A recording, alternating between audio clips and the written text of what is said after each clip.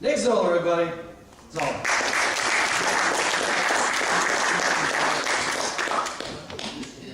So much. It's not a big deal. They actually said that on 10 News the other day. They quoted me as being a candidate against David Jolly, but we finally got that corrected. Heather Van Ness, I believe. One thing that I heard you talking about was Iraq and Afghanistan, and also the drone strikes. Well, you and I, Joe, spoke about, what was it, the NDAA, the Defense Authorization Act. You know, there's a real problem when our government thinks they can detain our people without due process, without cause, just because they have a suspicion. What I heard just now, Mr. Jolly has served our country. He's been in Congress with Bill Young for years. But it is more rhetoric. When are we going to actually stand up and defend our civil liberties? When are we going to defend all of the things that Ron Paul, I know most of you probably know Ron pretty well. I worked for Peter Schiff in 2010 and 2011. I helped him set up his PAC, and I was his political director on his U.S. Senate campaign. One thing that he pushed that Ron Paul has always said is we've got to get the government out of the free market. We've got to let free market capitalism grow. That's what brought us prosperity. You know, I was talking to a small business owner in Pinellas Park yesterday. He told me that in 2005, he had 27 employees. Last week, he laid off 2 employees and he's down to 4. These are the excessive government regulations of small businesses. And next week, I'm going to release a plan that if I'm elected, I will present to Congress to either amend or repeal dozens of small business regulations that are killing our economy, killing job growth, and killing middle-class families. This race, I'm not a vain person. I've worked behind the scenes. I've worked with federal candidates behind the scenes. I don't like the attention on me, quite honestly. I've never been that guy, but I was sitting back, and this summer I had some conversations with a few people that do work in political consulting, and I know that's one of the most unpopular professions around these days, and I'm guilty of being one of those folks myself. But they kept telling me, you know, why are you sitting on the sidelines? Why are you looking for that right person to go in? Why aren't you running? I was going on talk radio around the country. I've done internet radio. I've done different talk radio shows. And somehow I started realizing I have a real passion for public policy. I have a real passion for the issues that are squeezing our families, for the issues that are corrupting our Constitution, and I could not sit by any longer. So that's why before Bill Young died, when he'd announced his retirement, and actually prior to that, I was already getting ready for a race. I'm not afraid of the odds. I'm not afraid of the chances.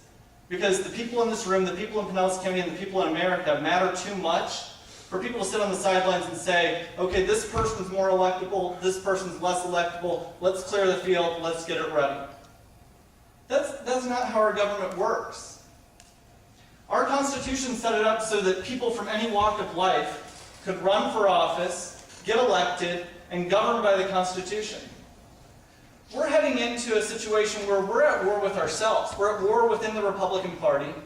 We're at war with our fellow citizens because when you look at it, there's no one actually solving the problem. It's just more people giving the same rhetoric, jumping on the bandwagon, and being a part of the issue rather than a part of the solution. You know, I keep hearing candidates all the time, once the liberty movement got popular, everyone wants to audit the Fed. Everyone is against government overreach. Everyone's against taking away your constitutional rights. But time and again, they do so. They do so with their votes. I haven't seen anyone who's convinced me or convinced other people I've spoken to in Pinellas County that they're going there to fight for you. That they don't give a darn about the Republican Party coming out against them and defeating them 2 years later. I don't want a career in DC. I don't want to spend my life in DC. It's a beautiful city. I don't want to spend my entire life there. I don't want to, 50, 60 years from now, be in my 70s and be in my late 80s and be hanging around DC causing the problem. I've term limited myself. I'll only serve 2 terms. If you can't get something done in 4 years, how are you going to get something done in 40? How many people here are small business owners? Joe told me we had some. Are there any regulations that are affecting you? Yeah, taxes. Taxes. Taxes. Are there any government regulations that affect you hiring employees? Obamacare, not really, because my business is so small. Okay. That's not for me yet. Okay, what is your business? I'm a taxi driver. Okay. Now, if there were less regulations, less restrictions, less cost for you to bring in additional drivers, would that be something you would do? Absolutely. So what does the government need to do to get out of the way and let you grow your business? I haven't assessed that yet, but they definitely need to cut out the federal gasoline tax. Yeah, you know, you look at that and it's such a small amount each time you look at it. It seems like such a small amount, but someone like you're driving all the time, a truck driver or a taxi driver, you're driving all the time, that adds up each month. Each day. Each day, good point. I fill up my tank every day. Exactly. And when we look at it, you know, our government, all these taxes on good folks like you, all these taxes, they don't even pay our bills. All these taxes don't even cover the bottom line. Who here could support 1/3 of their monthly budget on credit cards each month for the next 40 years? Anybody? Does anybody have a good enough credit score to open up another credit card every time they max out the last one? It would turn bad quick enough that it wouldn't work, but Precisely, but why doesn't that happen with our government? it is. They're getting their credit rating lowered. They are getting their credit rating lowered, but you look at other economies, other countries are manipulating our debt to their benefit. Why would countries like China want to fund our debt? And why would we want to think that that's going to continue to go on year after year after year after year? Same reason a drug dealer gives you free samples to start with. Because you're there. Exactly.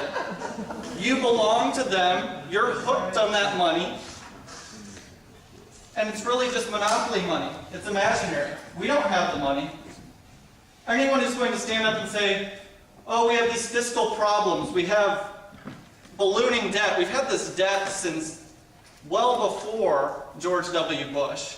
We've had this debt since well before Ronald Reagan. We've been operating at a deficit for most of the years since the 1920s. We put in the income tax. That's supposed to solve our problems with this ballooning federal bureaucracy.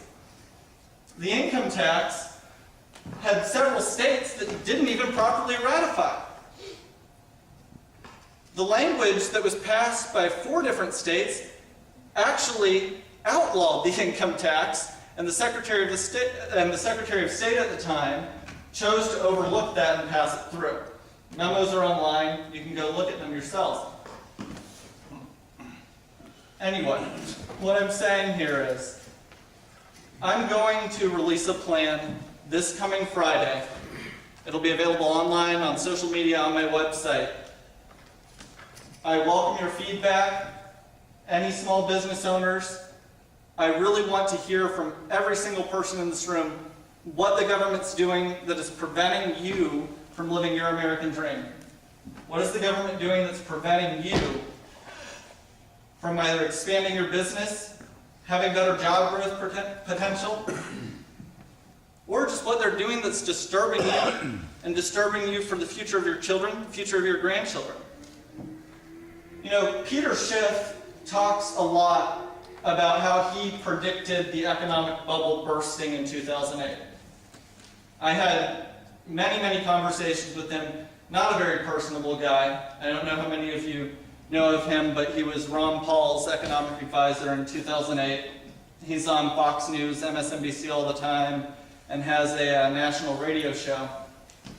But one thing he kept getting to with town committees and RLCs when he was in Connecticut running for office, he kept getting at the point that we're so focused on trying to manipulate the markets and manipulate the problems that occurred for the housing bubble. But at the same time, we're building new bubbles. We've got a student loan bubble. It's just over the top of our heads. It's going to burst. We've now got a bubble building in car loans. Car loans are going to crush us and going to crush a lot of banks because there's a lot of subprime car loan lending going on. All of these things can't be regulated by government because government regulation causes the problems. Every time the government steps in and regulates an issue or says you have to loan for this or you have to loan for that, that's when these bubbles build. The bubbles don't build just in the natural free market. If a business knows they're going to lose money, they're not going to get in it. But when they're backed by the federal government, they're going to take that risk because the federal government is going to take your money and take China's money and pay them off. Anyway, with that said, if you have any questions for me, I'll hang around after or I'll answer them now if you'd like to do them in front of the group. I have a question. You talk about the debt that we owe to China. Yes. Where did China get the dollars to buy the debt? If From they you. had those dollars, if they had those dollars and didn't buy debt, would you prefer that they had bought debt or property, say, here in Pinellas County? And as a representative, what in the world could you do to change that? Let me clarify your question. Are you asking me what I would do to change getting the money from China, or what I would do to prevent them from coming in and owning businesses in America? Or buying national debt, anything? Well, First of all, I mean, you can present legislation to remove that borrowing authority. If we end that borrowing authority, then we're not borrowing money. Obviously, then that means we can only pay 2/3 of the bills we currently have. We were discussing that when we had the government shutdown earlier last month. Some people say that's an issue, but you look at the situation, it's not sustainable. So I would not